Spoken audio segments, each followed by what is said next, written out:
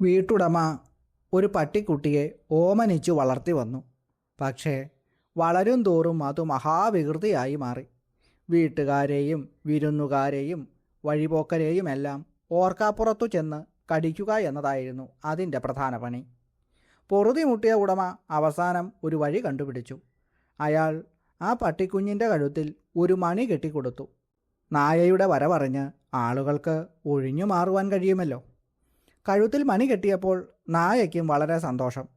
അങ്ങനെ ചന്തസ്ഥലത്ത് നടക്കുമ്പോൾ ഒരു വൃദ്ധനായ നായ ചോദിച്ചു, "നീ ഇത്രയേറെ സന്തോഷത്തോടെ തുള്ളിച്ചാടുന്നത് എന്തുകൊണ്ടാണ്?"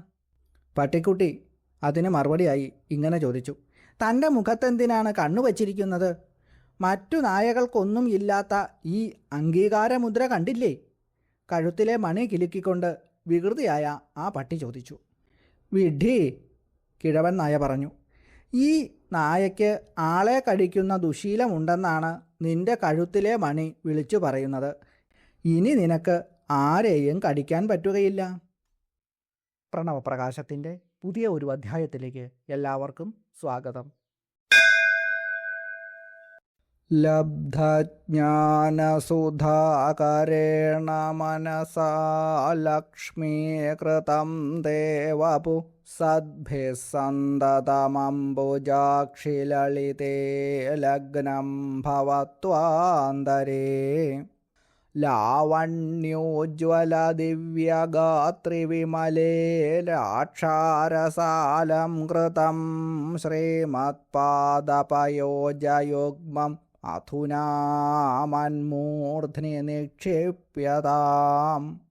ലബ്ധജ്ഞാനസുധാകരേണ മനസാ, ജ്ഞാനമാകുന്ന അമൃതിനെ സ്വീകരിച്ച മനസ്സോടുകൂടി, ലക്ഷ്മീകൃതം തേ വപുഹു, അവിടുത്തെ, അതായത് അമ്മയുടെ സൗന്ദര്യം നിറഞ്ഞ ആ ദിവ്യമായ രൂപത്തെ, സദ്ഭി സന്തതം അംബുജാക്ഷി, സജ്ജനങ്ങൾ എപ്പോഴും, അല്ലയോ അംബുജാക്ഷി ദേവി, ലളിതേ ലഗ്നം ഭവത്വാന്തരേ, ലളിതാംബികെ, ഹൃദയത്തിൽ അവിടുത്തെ പ്രതിഷ്ഠിച്ചിരിക്കുന്നു.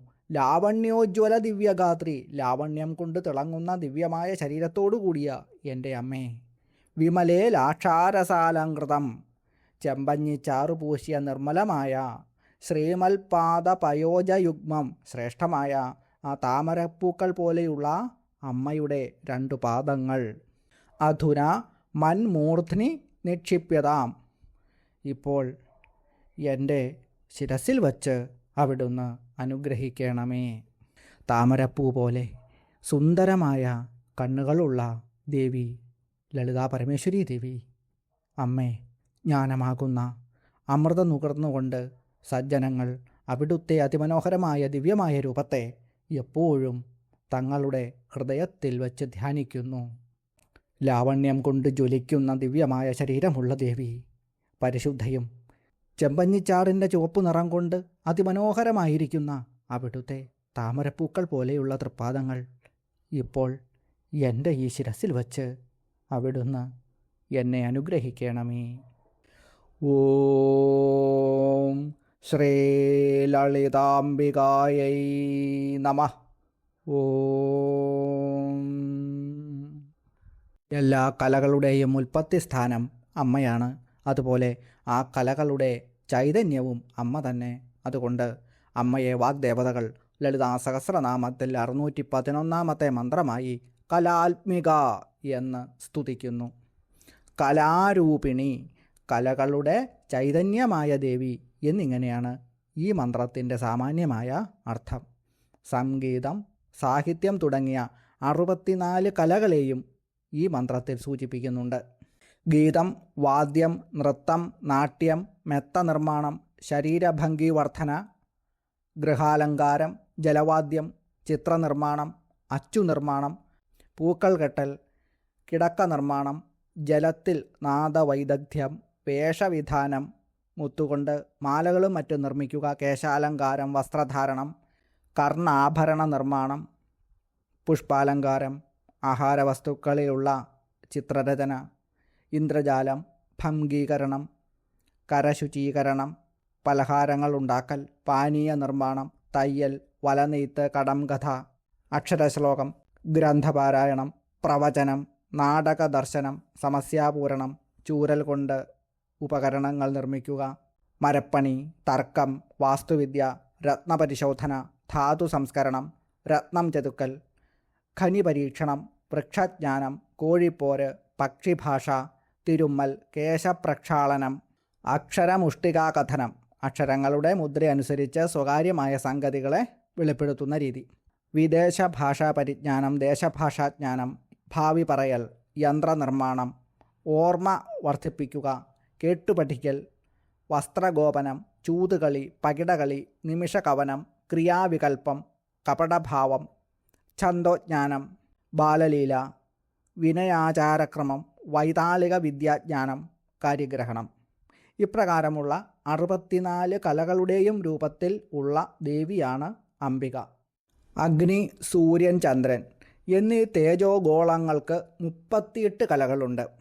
അഗ്നിയുടെ കലകൾ 10 ധൂമ്രാർച്ചിസ്, ഊഷ്മ, ജ്വലിനി, ജവാലിനി, വിസ്ഫുലിംഗിനി, സുശ്രീ, സുരൂപ, കപില, ഹവ്യവാഹ, കവ്യവാഹ. ഇത്രയുമാണ് അഗ്നിയുടെ കലകൾ. സൂര്യദേവന് 12 കലകളാണുള്ളത്. തപിനി, താപിനി, ധൂമ്ര, മരീചി, ജ്വാലിനി, രുചി, സുഷുമ്ന, ഭോഗത, വിശ്വ, ഭോഗിനി, ധാരിണി, ക്ഷമ എന്നിവയാണ് സൂര്യദേവൻ്റെ കലകൾ. ചന്ദ്രൻ്റെ 16 കലകളാണ് അടുത്തത്. അമൃത, മാനദ, പൂഷ, തുഷ്ടി, പുഷ്ടി, രതി, ധൃതി, ശശിനി, ചന്ദ്രിക, കാന്തി, ജ്യോത്സ്ന, ശ്രീ, പ്രീതി, അംഗദ, പൂർണ്ണ, പൂർണ്ണാമൃത. ഇവയാണ് തേജോഗോളങ്ങളുടെ 38 കലകൾ. ബ്രഹ്മമണ്ഡലത്തിന് 50 കലകളുണ്ട്. അവ കൂടി പറയാം. ബ്രഹ്മാവ്, വിഷ്ണു, രുദ്രൻ, ഈശ്വരൻ, സദാശിവൻ എന്നിവരുടെ കലകളാണ് ബ്രഹ്മമണ്ഡലത്തിൽ ഉൾപ്പെടുന്നത്. ബ്രഹ്മാവിന് 10 കലകളുണ്ട്. സൃഷ്ടി, ഋദ്ധി, സ്മൃതി, മേധ, ലക്ഷ്മി, ദ്യുതി, സ്ഥിര, സ്ഥിത, സിദ്ധി. 10 കലകളാണ് വിഷ്ണുവിനും ഉള്ളത്. അവ ജര, പാലിനി, ശാന്തി, ഈശ്വരി, രതി, കാമിക, വരദ, ഹ്ലാദിനി, പ്രീതി, ദീർഘ എന്നിവയാണ്. രുദ്രനുമുണ്ട് 10 കലകൾ. തീക്ഷ്ണ, രൗദ്രി, നിദ്ര, തന്ത്ര, ക്ഷുധ, ക്രോധിനി, ക്രിയ, ഉൽക്കാരി, മൃത്യു. ഈശ്വരന് 4 കലകളാണ് ഉള്ളത്. പീത, ശ്വേത, അരുണ, അസിത എന്നിവയാണ് ഈശ്വരൻ്റെ 4 കലകൾ. സദാശിവനാണ് അടുത്തത്. 16 കലകളാണ് സദാശിവനുള്ളത്. നിവൃത്തി, പ്രതിഷ്ഠ, വിദ്യ, ശാന്തി, യന്ധിക, ദീപിക, രേചിക, മോചിക, പര, സൂക്ഷ്മ, സൂക്ഷ്മാമൃത, ജ്ഞാന, ജ്ഞാനാമൃത, ആപ്യായിനി, വ്യാപിനി, വ്യോമരൂപ എന്നിവയാണ് സദാശിവൻ്റെ 16 കലകൾ. തേജോമണ്ഡലത്തിൻ്റെ 38 കലകളും ബ്രഹ്മമണ്ഡലത്തിൻ്റെ 50 കലകളുമാണ് ഇവിടെ പറഞ്ഞത്. അടുത്തതായി ജാഗ്രതാവസ്ഥയുടെ കലകൾ നോക്കാം. 4 കലകളാണ് ജാഗ്രതാവസ്ഥയ്ക്കുള്ളത്. ഉൽപ്പത്തി, ജാഗരം, ബോധം, വ്യാവൃത്തി എന്നിവയാണ് അവ. സ്വപ്നാവസ്ഥയ്ക്ക് കലകൾ 4. അഭിലാഷം, ഭ്രമം, ചിന്ത, സ്മൃതി. 4 കലകൾ സുഷുപ്താവസ്ഥയ്ക്കുമുണ്ട്. മരണം, വിസ്മൃതി, മൂർച്ഛ, നിദ്ര എന്നിവയാണവ. തുര്യ കലകൾ 4. തുരീയ അവസ്ഥയുടെ കല. വൈരാഗ്യം, മുമുക്ഷുത്വം, സമാധി, സദസത് വസ്തുനിർദ്ധാരം എന്നിവയാണ് തുര്യ കലകൾ. സദസത് വസ്തുനിർദ്ധാരം എന്നാൽ എന്താണെന്ന് കൂടി പറയാം. സത്ത് എന്ന് പറഞ്ഞാൽ എന്നെന്നും നിലനിൽക്കുന്നത്, മാറ്റമില്ലാത്തത്, ബ്രഹ്മം അല്ലെങ്കിൽ പരമാത്മാവ്. അസത്ത് എന്ന് പറഞ്ഞാൽ താൽക്കാലികമായത്, നശ്വരമായത്, മാറിക്കൊണ്ടിരിക്കുന്നത് എന്നെല്ലാം അർത്ഥം. നമ്മുടെ ചുറ്റുമുള്ള ദൃശ്യപ്രപഞ്ചം, ശരീരം, മനസ്സ് എന്നിവയെല്ലാമാണ് ഇതിൽ ഉൾപ്പെടുന്നത്. നിർദ്ധാരണം, സത്തും അസത്തും തമ്മിലുള്ള വ്യത്യാസം, യുക്തിപൂർവം ചിന്തിച്ചുറപ്പിക്കുന്നതിനെയാണ് നിർദ്ധാരണം എന്ന് പറയുന്നത്. നിത്യമായ വസ്തുവേതാണ്, അനിത്യമായ വസ്തുവേതാണ് എന്ന് തിരിച്ചറിയുവാനുള്ള ബുദ്ധിയുടെ കഴിവിനെയാണ് ഇത് സൂചിപ്പിക്കുന്നത്.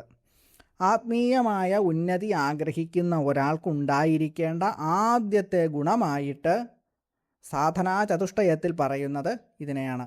ബ്രഹ്മസത്യം ജഗന്മിഥ്യേത്യേവം രൂപോ വിനിശ്ചയ. ബ്രഹ്മം സത്യമാണ് എന്നും ജഗത്ത് മിഥ്യയാണ് എന്നുമുള്ള നിശ്ചയമാണ് സദസത് വസ്തു നിർദ്ധാരണം. കണ്ണുകൊണ്ട് കാണുന്നതും മാറിക്കൊണ്ടിരിക്കുന്നതുമായ ഈ ലോകത്തിനപ്പുറം മാറ്റമില്ലാത്ത ഒരു സത്യമുണ്ട് എന്ന് തിരിച്ചറിയുകയും ശാശ്വതമായ ആ സത്യത്തെ മുറുകെ പിടിക്കുകയും ചെയ്യുന്ന പ്രക്രിയയാണ് ഇത്. ഈ കലകളുടെ എല്ലാം രൂപമായിരിക്കുന്ന ദേവി എന്നാണ് കലാത്മിക എന്ന നാമമന്ത്രത്തിൻ്റെ അർത്ഥം. കലാരൂപിണിയും എല്ലാ കലകളുടെയും ചൈതന്യവുമാണ് ശ്രീ ലളിതാ പരമേശ്വരി ദേവി. അടുത്ത നാമമന്ത്രമായ കലാനാഥ എന്ന മന്ത്രത്തിന് ഈ പറഞ്ഞിട്ടുള്ള കലകൾക്കെല്ലാം നാഥയായ ദേവി എന്നാണ് അർത്ഥം. കലകൾക്ക് നാഥയായ അമ്മയുടെ അംശങ്ങളാണ് കലകൾ. അതിനാൽ കലകൾക്ക് നാഥയായ ദേവി എന്ന് ഇവിടെ വാഗ്ദേവതകൾ സ്തുതിക്കുന്നു. ഓം കലാത്മികായൈ നമഃ. ഓം ഹ്രീം കലാത്മികായൈ നമഃ. ഓം കലാനാഥായൈ നമഃ. ഓം ഹ്രീം കലാനാഥായൈ നമഃ. ധനധാന്യലാഭം, പുത്രലാഭം, നല്ല പ്രവർത്തികൾ ചെയ്യുവാനുള്ള ആഗ്രഹവും സാഹചര്യവും, കുടുംബത്തിനും ബന്ധുക്കൾക്കും ഐശ്വര്യം എന്നിവയെല്ലാം ഈ മന്ത്രം ജപിക്കുന്നവർക്ക് ലഭിക്കുന്നതാണ്. സമസ്ത കലകളുടെയും നാഥയായ അമ്മ സമസ്ത കാര്യങ്ങളും സാധ്യമാക്കും. ഈ മന്ത്രങ്ങൾ രണ്ടും 101 പ്രാവശ്യം ചെമ്പോലയിൽ എഴുതി സന്ധ്യാദീപത്തിനടുത്ത് വച്ച് ദിവസവും അമ്മയെ പ്രാർത്ഥിച്ചുകൊണ്ട് അർപ്പണ മനോഭാവത്തോടുകൂടി ഈ മന്ത്രങ്ങൾ ജപിക്കുക. ഇങ്ങനെ ചെയ്യുന്നവർക്ക് മഹാഭാഗ്യവും സുഖസമൃദ്ധിയും ധാരാളമായി ഉണ്ടാകുന്നു. ആദിപരാശക്തിയായ അമ്മ എല്ലാവരെയും അനുഗ്രഹിക്കട്ടെ എന്ന് പ്രാർത്ഥിച്ചുകൊണ്ട് എൻ്റെ അമ്മേ, അമ്മയുടെ പാതാരബിന്ദങ്ങളിൽ സാഷ്ടാംഗം പ്രണമിച്ചുകൊണ്ട് നിർത്തുന്നു. നന്ദി, നമസ്കാരം.